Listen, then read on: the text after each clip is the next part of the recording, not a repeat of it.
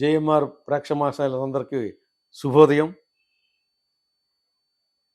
మీ అందరికీ బోయిన అప్పారావు తాలూకా నమస్కారాలు. పిఠాపురం చాలా హాట్గా ఉంది. మీరందరూ కూడా చూస్తున్నారు అనుకుంటున్నాను. పిఠాపురంలో సినిమా జాతర ఎక్కువగా అయిపోయింది. బుల్లితెర నటులు, పెద్ద తెర నటులు అందరూ సినిమా జాతరలాగా ఉంది. అక్కడ ఒక నియోజకవర్గం అభివృద్ధి కోసం కాకుండా సినిమా జాతరను తలపించే విధంగా సినిమా డ్యాన్సులు, స్కిట్లతోని అక్కడ ప్రచారాలు జరుగుతున్నాయి. ఇది మన ప్రజాస్వామ్యం. అంటే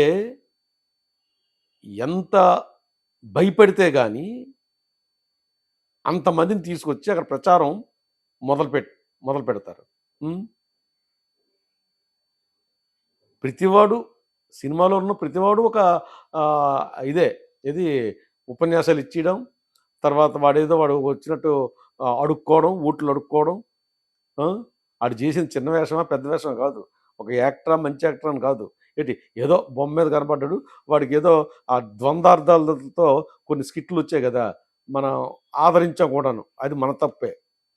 ఆ ద్వంద్వార్థాలతో స్కిట్లు చేసిన వాళ్ళంతా వచ్చేసి ప్రతివాడు ఓటు అడుక్కోవడం. ఏమి చేస్తారో చెప్పటం లేదు. ఓటుకి ఏమి లేదు, ఎజెండా లేదు వాళ్ళకి.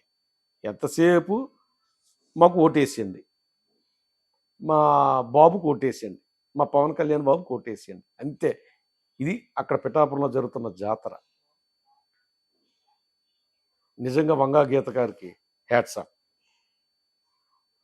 ఒంటరి స్త్రీ అయినా ఎంతో పట్టుదలతో ఆవిడ చేసిన మంచి పనులు చెప్తూ, గౌరవనీయులు ముఖ్యమంత్రి జగన్మోహన్ రెడ్డి గారు చేసిన అభివృద్ధి కార్యక్రమాలు చెప్తూ, సంక్షేమ పథకాలు చెప్తూ ఆవిడ ఓటు అడుగుతుంటే, ఈ రాజకీయ నాయకులు, ఈ చోటా మోటా సినిమా వాళ్ళు, అందులో ఎక్కడున్న రాజకీయ నాయకులు లేడే, కడుపు కోసం హైదరాబాద్లో రాజకీయ సినిమాలు సంపాదించుకొని స్కిట్లు వేసుకొని బతికిన వాళ్ళంతాను. వాళ్ళు ఓటేంటి అని అడుక్కుంటున్నారు.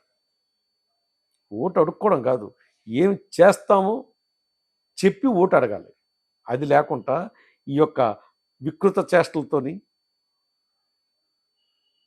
వాళ్లకు నచ్చిన ద్వంద్వార్థాలతోని ప్రతివాడు ఒక ఇదే. ఆ మధ్యన ఒక పృథ్వీరాజ్ అన్న అతను తిరుపతిలో జగన్మోహన్ రెడ్డి గారు ఆయనకి ఏదో పదవిస్తే దాన్ని దుర్వినియోగం చేసి బహిష్కరించే ముందు వీళ్ళంతా అతన్ని అయ్యో అలాంటి మీరు ఉంచుకుంటారని పెద్ద మనుషులు ఈరోజు వాడిని ఒక ప్రచారంలో పెట్టుకున్నారంటే వీళ్ళు తాలూకు ద్వంద్వ ప్రమాణాలు ఏ విధంగా ఉన్నాయో మనం ఆలోచించాలి. వాళ్ళు ఎంతో భయపడుతున్నారు. పిఠాపురంలో భయపడబట్టే అందరినీ తీసుకొచ్చి ఒక పందుల గుంపులాగా వచ్చి అక్కడ కలిగి తిరుగుతున్నారు.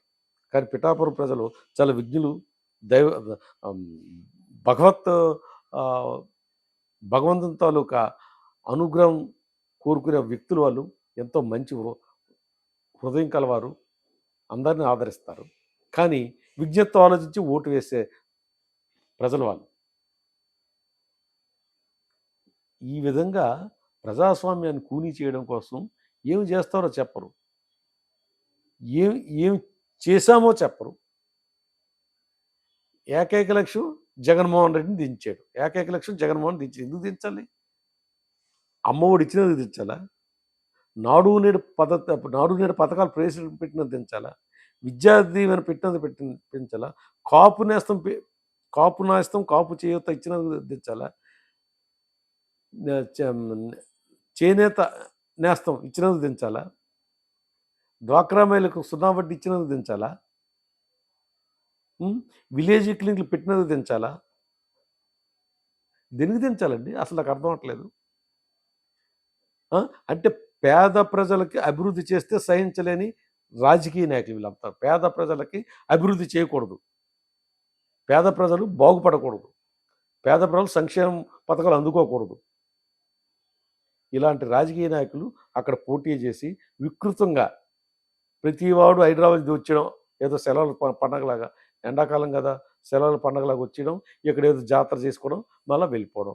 రేపు ఉదయం ఆ పవన్ కళ్యాణ్ అనే వ్యక్తి గెలిస్తే పిఠాపురంలో ఉంటాడండి? ఆ నియోజకవర్గంలో ఎక్కడైనా ఉంటాడా? ఉండడే.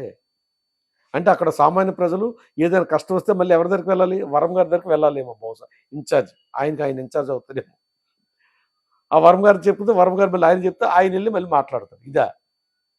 మనం ఎంచుకునే వ్యక్తి మనకు కొనసనాల్లో ఉండాలి. పిలిస్తే పలికేవాడై ఉండాలి. అంతే తప్పించి ఎక్కడి నుంచో వచ్చి ఏదో ఇక్కడ ఓట్లు వేసేసి మళ్ళీ ఫార్మ్ హౌస్‌కి వెళ్ళిపోయి పడుకునే వ్యక్తులా మనకు కావాల్సింది ప్రజాస్వామ్యంలో. ఇలాంటి వ్యక్తులు మనం ఎప్పుడు చోటు ఇవ్వకూడదు. ఆయనకి రాజకీయ నేపథ్యం ఉంది. కుటుంబం రాజకీయ నేపథ్యం కాదే. ఆయన ఎక్కడి నుంచి వచ్చాడో ఆయనకే తెలీదు. ఏ ఊర్లో ఎన్నాళ్ళు ఉంటాడో ఆయనకే తెలదు. అలాంటి వ్యక్తిని ఈ పిఠాపురం ప్రజలు ఎన్నుకుంటారా? ఎన్నుకోరే. అంటే అక్కడ కాపు ఓట్లు 70,000 ప్లస్ ఉన్నాయనేసి ఆయన ఆ నియోజకవర్గాన్ని ఎంచుకున్నాడు. ఇంతకుముందు భీమవరంలో పోటీ చేశాడు 2019లో. పంపించేశారు వెనక్కి టపాకట్టి. అలాగే గాజువాకలో పోటీ చేసి 2019లో అక్కడ కూడా ఇప్పుడు పిఠాపురం ఎంచుకొని 70,000 ఓట్లు కాపు ఓట్లు ఉన్నాయి. 70,000 ఓట్లు వేసేస్తారు మాకు. అవుట్ ఆఫ్ 2,40,000కి 70,000 వస్తే మరొక 50,000, 60,000 ఓట్లు వచ్చేది గెలిచేస్తాననేసి ఆ ధీమాతో ఆయన వచ్చారు తప్పించి అక్కడ ప్రత్యర్థి కూడా కాపు కులస్తురాలే. అయినా కులం మీద ఓట్లు ఎంతమంది పడతాయండి? అదొక అవివేకం. ఈ యొక్క 21వ శతాబ్దంలో కూడా ఈ కులం మీద ఓట్లు అడుక్కునే వాళ్ళు ఎంతమంది?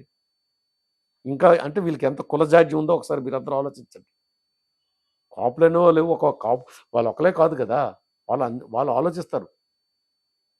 ఈ 70,000 ఓట్లు ఉన్నాయనేసి అక్కడికి బలపం పట్టుకొని అందరూ మొత్తం కాంపౌండ్, మెగా కాంపౌండ్ అంతా అక్కడే.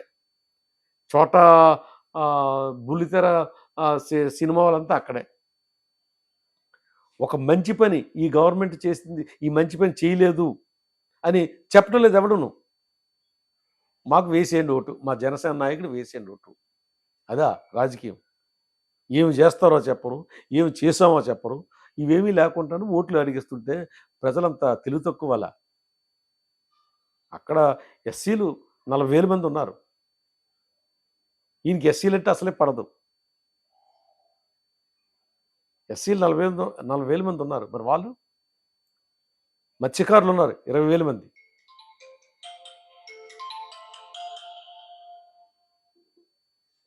మత్స్యకారులు ఉన్నారు 20,000 మంది.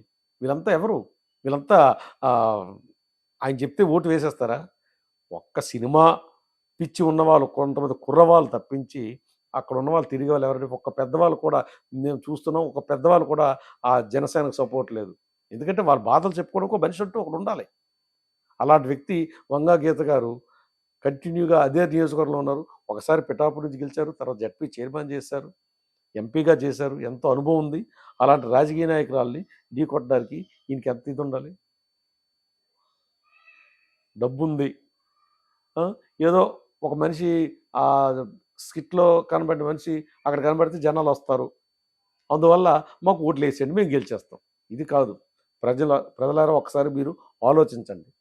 మనకి పిలిస్తే పలికేవారు ఎవరు? మనతో పాటు తోడుండే వాళ్ళు ఎవరు? అలాంటి వాళ్ళు మనం ఎంచుకొని ఈ మిగతా వాళ్ళకి బుద్ధి చెప్పాలి. ఇప్పుడు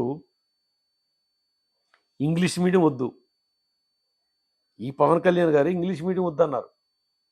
అమరావతిలో పేదలకి ఇళ్ల స్థలాలు ఇవ్వకూడదన్నారు. అమరావతిలో పేదలకు ఇళ్ల స్థలాలు ఇవ్వకూడదు, ఇంగ్లీష్ మీడియం వద్దు, తర్వాత ఈ వాలంటరీ వ్యవస్థ వద్దన్నారు. వాలంటరీ వ్యవస్థ వద్దన్నాడు ఈయనే. ఉమెన్ ట్రాఫికింగ్ జరిగిపోతుంది, వాళ్ళ తాలూకు సమాచారం గోప్యత అంతా బయట వ్యక్తం అవుతుంది. ఈయనకి ఏదో ఇంటెలిజెన్స్, ఢిల్లీలో ఇంటెలిజెన్స్ వాళ్ళు చెప్పేశారని పెద్ద గగ్గోలు పెట్టాడే. ఇప్పుడు అదే కూటమి వాలంటరీ వ్యవస్థను పెడతానంటుంది. జగన్మోహన్ రెడ్డి గారు ఇచ్చిన 5,000 కానీ 10,000 ఇచ్చేస్తానని అంటున్నారు. ఎక్కడి నుంచి తెచ్చి ఇచ్చేస్తారండి? అంటే జగన్మోహన్ రెడ్డి గారు చేసిన సంక్షేమ పథకం వల్ల రాష్ట్రం అధోగతి పాలైపోద్ది, శ్రీలంక అయిపోతుందని చెప్పింది ఈ పెద్ద మనుషులే ఈరోజు జగన్మోహన్ రెడ్డి గారు ఇచ్చిన పథకాలనే కంటిన్యూ చేస్తానంటూ మళ్ళీ ఇంకో కొన్ని కొత్త పథకాలు కూడా పెడుతున్నారే. మరి అప్పుడు ఇది ఏమవుతుంది ఈ రాష్ట్రం?